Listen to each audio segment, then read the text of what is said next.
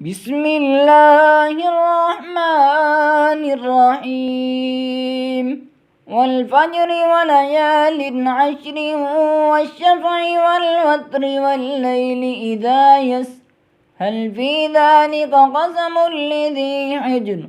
ألم تر كيف فعل ربك بعاد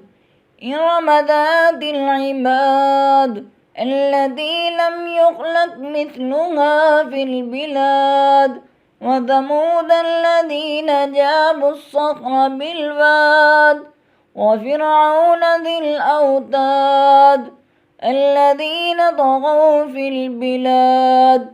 فأكثروا فيها الفساد فصب عليهم ربك صوت عذاب إن ربك لبالمرصاد فأما الإنسان إذا ما ابتلاه ربه فأكرمه ونعمه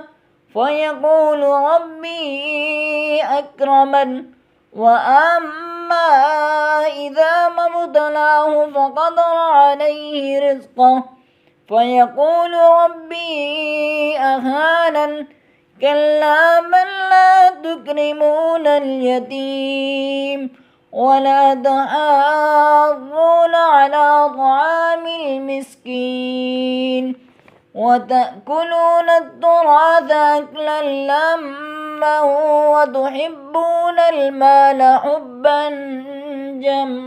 جما كلا إذا دكت الأرض دكا دكا